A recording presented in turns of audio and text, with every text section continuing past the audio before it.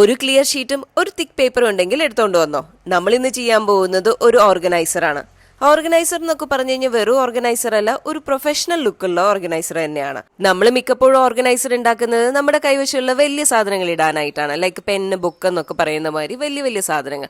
പക്ഷെ ഇവിടെ ഇപ്പൊ നമ്മൾ ഉണ്ടാക്കിയെടുക്കാൻ പോകുന്നത് ഒരു മിനിയേച്ചർ ഓർഗനൈസർ ആണ്. അതായത് നമ്മുടെ മിനി സാധനങ്ങൾക്കോ ചെറിയ ചെറിയ സാധനങ്ങൾ, പലപ്പോഴും നമുക്ക് എത്ര തെരഞ്ഞാലും കണ്ടുപിടിക്കാൻ പറ്റാത്തതായിട്ടുള്ള സാധനങ്ങളോ അല്ലെങ്കിൽ സ്റ്റിക്കേഴ്സ് ഒക്കെ പോലെയുള്ള എന്തെങ്കിലും മിനി സാധനങ്ങൾ ഇട്ട് വെക്കാനായിട്ടുള്ള ഒരു ഓർഗനൈസർ ആണ്. നമ്മളൊരു ഓർഗനൈസർ ഉണ്ടാക്കുമ്പോൾ കുറച്ച് കളർഫുൾ ആയിട്ടുള്ള തിക്ക് പേപ്പർ തന്നെ വേണമല്ലോ. പക്ഷെ എന്റെ കയ്യിൽ ഉണ്ടായിരുന്ന ഒരു പ്ലെയിൻ പേപ്പർ ആയിരുന്നു. പക്ഷെ ഞാൻ അതിലോട്ട് കുറച്ച് ചെറീസ് ഒക്കെ വരച്ചു കൊടുത്ത് ഒന്ന് കളർ ചെയ്തെടുത്തു. എന്നിട്ട് പിന്നെ അതിനെ ഒന്ന് ബോക്സ് ആക്കി എടുത്തു. ഈ ബോക്സ് എന്ന് പറയുന്നത് നമ്മൾ പണ്ട് ഫോട്ടോ ഫ്രെയിം ചെയ്തിട്ടുണ്ടായിരുന്നു നമ്മുടെ ചാനലിൽ. സെയിം മെത്തേഡ് യൂസ് ചെയ്തിട്ടാണ് ഈ ബോക്സിനെയും ഉണ്ടാക്കിയെടുത്തിട്ടുള്ളത്. കുറച്ച് കവായി സ്റ്റിക്കേഴ്സ് ഇല്ലാത്ത എന്താ ഓർഗനൈസർ അല്ലേ? അങ്ങനെ നമ്മുടെ പ്രൊഫഷണൽ ലുക്കുള്ള ഓർഗനൈസർ ഇവിടെ റെഡിയാണ്. ഇഷ്ടമായെങ്കിൽ ലൈക്ക് ചെയ്യാനും കമന്റ് ചെയ്യാനും സബ്സ്ക്രൈബ് ചെയ്യാനും മറക്കണ്ട.